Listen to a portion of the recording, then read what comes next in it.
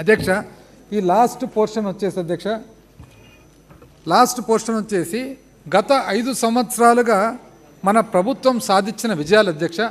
Legislators అందరూ కూడా, ప్రతి ఒక్కరు కూడా దయచేసి, ఎందుకంటే ఇవన్నీ మన ప్రభుత్వం సాధించిన విజయాలు కాబట్టి మీరందరూ కూడా చాలా గర్వంగా దీన్ని స్వీకరించాలని చెప్పి కోరుతున్నాను, ప్రతి ఒక్క పాయింట్ కూడా. అధ్యక్ష, 2018-19 సంవత్సరంలో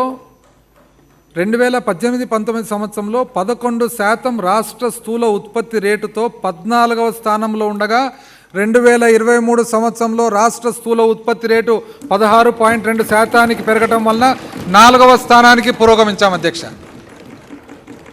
ఇక్కడ ఎందుకంటే అధ్యక్ష, ఇప్పుడు ఈరోజు లీడర్ ఆఫ్ అపోజిషన్ లేరు, కానీ ఈ స్థూల ఉత్పత్తి అనేది ఆయనకు బాగా తెలిసిన విషయం అధ్యక్ష. అసలు రాష్ట్రము అభివృద్ధి చెందుతుందా లేదా, రాష్ట్రం ముందంజలో ఉందా లేదా అనే దానికి స్థూల ఉత్పత్తి అనేది ఒక ప్రామాణికం అధ్యక్ష. తరచూ చెప్తుంటారు అధ్యక్ష. ఆయనకి ఎంత బాగా తెలుసు అంటే, పివి సింధు గారికి ఒలింపిక్స్ మెడల్ వచ్చినప్పుడు పురస్కరించేదానికి ఇక్కడ కృష్ణానది ఒడ్డున కార్యక్రమం పెట్టి స్పోర్ట్స్ గురించి మాట్లాడకుండా స్థూల ఉత్పత్తి గురించి అందరికీ బోధన చేసిన సమయం కూడా ఈరోజు అందరికీ గుర్తు చేస్తున్నాను అధ్యక్ష. అంటే ఆయనకు అంత బాగా తెలుసని. అయితే ఈరోజు మనము 14వ స్థానం నుండి 18-19లో 14వ స్థానంలో పెరుగుదల నుంచి ఈరోజు మనము దేశంలోనే మనం 4వ స్థానానికి వచ్చినామంటే ఇది సాధన కాదా, ఇది అభివృద్ధే కాదా, ఇది పరిపాలన వలన వచ్చిండేదా కాదా అని చెప్పి నేను అడుగుతున్నాను. ఈరోజు వాళ్ళు చెప్పొచ్చు అధ్యక్ష. ఏమని చెప్తారంటే, స్థూల ఉత్పత్తి అంటే వాళ్ళు ప్రతిదానికి అంటే కాలుకేస్తే మెడకు, మెడకేస్తే కాలుకేసేది వాళ్ళకి అలవాటు అధ్యక్ష. స్థూల ఉత్పత్తి పెరిగింది, ఇది నిజమా కాదా, ఇవి ఫిగర్స్ కదా అంటే దానికి కరస్పాండింగ్గా నేను చెప్తూ ఉన్నాను అధ్యక్ష. రెవెన్యూ రాబడి 2014-19లో 6% ఉండగా ఈరోజు 2019 నుంచి ఈరోజు వరకు చూసినట్లయితే 16.7%లో రెవెన్యూ రాబడి పెరుగుదలలో ఉన్నాం అధ్యక్ష. అంటే స్థూల ఉత్పత్తికి రెవెన్యూ రాబడికి పోలిక కూడా అధ్యక్ష. స్థూల ఉత్పత్తి మనము 16.2%కి వచ్చినాం అధ్యక్ష 11 నుంచి. అదేవిధంగా రెవెన్యూ రాబడి కూడా మనము అప్పట్లో 6%, 2014-19లో 6% ఉంటే ఇప్పుడు 16% పైన వచ్చినాం అధ్యక్ష. అంటే రెవెన్యూ ఇప్పుడు ఈరోజు స్థూల ఉత్పత్తి 1 సంవత్సరంది మాత్రం ఎస్టిమేట్స్ కింద ఉంటాయి అధ్యక్ష. 2వ సంవత్సరం లోపలికి వచ్చేటప్పటికి యాక్చువల్స్ వస్తాయి. ఒకవేళ దాన్ని వాళ్ళు వాదించినా కూడా రెవెన్యూ రాబడి అనేది ఫిజికల్గా మనకు వచ్చే ఏ రోజుకు ఆ రోజు, ఏ నెలకు ఆ నెలకు వచ్చేది కాబట్టి ఇదైనా కూడా సేమ్ కరెస్పాండ్ అవుతూ ఉంది అధ్యక్ష. 2020-21 ఆర్థిక సంవత్సరంలో జరిపిన వ్యాపార సంస్కరణల కార్యాచరణల ప్రణాళిక ప్రకారం సులభతర వాణిజ్యంలో మన రాష్ట్రం అగ్రస్థానం కైవసం చేసుకుంది అధ్యక్ష. 2018-19 సంవత్సరంలో మన రాష్ట్ర వ్యవసాయ రంగ సమ్మిళిత వార్షిక వృద్ధి రేటు 8.3%లో 12వ స్థానంలో ఉండగా ఈరోజు మన రాష్ట్రం 13% వ్యవసాయ రంగ సమ్మిళిత వార్షిక వృద్ధి రేటుతో 6వ స్థానంలో ఉన్నాం అధ్యక్ష. డాక్టర్ వైఎస్ఆర్ ఉచిత పంటల బీమా పథకాన్ని రైతులందరికీ వర్తింపజేసిన మొదటి మరియు ఏకైక రాష్ట్రం మన రాష్ట్రమే అధ్యక్ష. 13,05,000 మంది రైతులకు సేవలను అందిస్తూ మన రైతు భరోసా కేంద్రాలు ప్రపంచ బ్యాంకుచే ప్రశంసలు అందుకున్నాయి.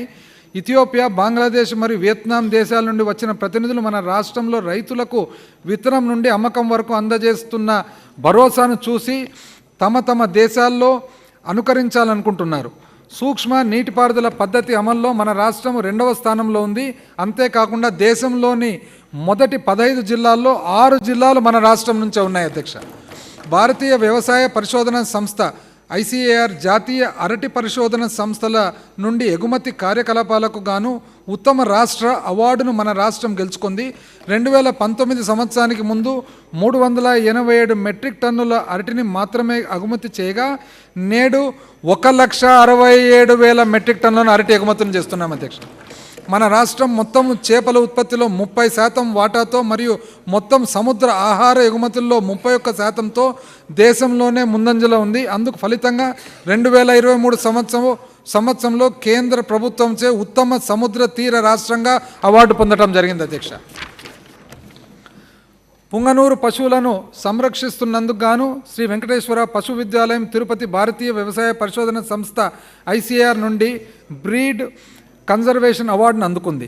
వ్యవసాయ మార్కెట్ కమిటీల్లో షెడ్యూల్ కులాలు, షెడ్యూల్ తెగల వెనుకబడిన తరగతులకు చెందిన మహిళలకు 50% రిజర్వేషన్లు కల్పించిన ఏకైక రాష్ట్రం మన రాష్ట్రమే. జాతీయ ఆహార భద్రతా చట్టం అమల్లో మన రాష్ట్రం 3వ స్థానంలో ఉంది. మన రాష్ట్రం నేడు అంకుర సంస్థల అభివృద్ధికి దోహదపడే వాతావరణాన్ని కలిగి ఉంది.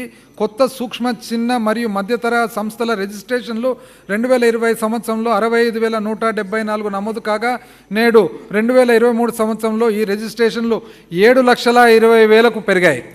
దేశంలో 5% వాటాతో మహిళల యాజమాన్యంలోని సూక్ష్మ, చిన్న మరియు మధ్యతర సంస్థల అభివృద్ధి పరంగా మన రాష్ట్రం 7వ స్థానంలో ఉంది.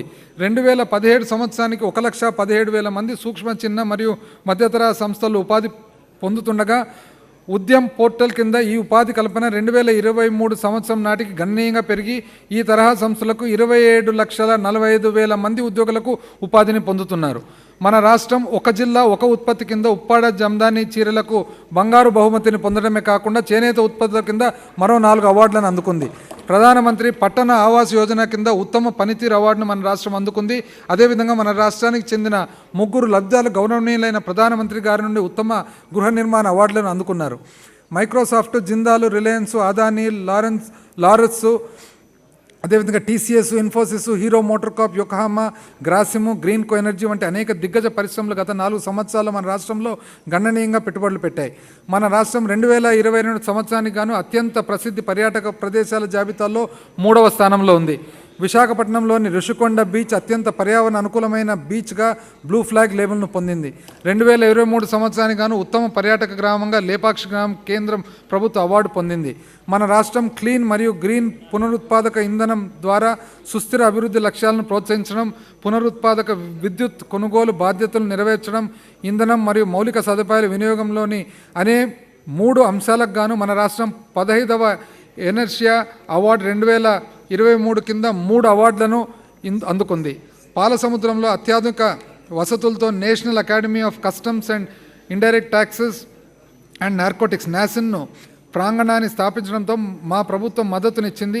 500 ఎకరాల విస్తీర్ణంలో ఈ ప్రధాన కార్యాలయంలో కేంద్ర, రాష్ట్ర మరియు భాగస్వామ్య దేశాల్లోని రెవెన్యూ సర్వీస్ ఆఫీసర్ సామర్థ్యం పెంపుకు శిక్షణను అందించడం జరుగుతుంది. గ్రామ పంచాయతీల థీమాటిక్ అప్రోచ్ హెల్దీ విలేజ్ ద్వారా సుస్థిర అభివృద్ధి లక్ష్యాల స్థానికీకరణ కోసం పంచాయతీరాజ్ మంత్రిత్వ శాఖ, కేంద్ర, రాష్ట్ర ప్రభుత్వాల సహకారంతో 2024 జనవరి 3 రోజుల జాతీయ శిక్షణ శిబిరాలను తిరుపతిలో నిర్వహించింది. 2023 ఫిబ్రవరిలో తిరుపతిలో India electronics and semiconductors association భాగస్వామ్యంతో డిఫెన్స్ ఎలక్ట్రానిక్స్ మరియు సెమీకండక్టర్ ఇన్నోవేషన్ సమావేశం నిర్వహించడం జరిగింది.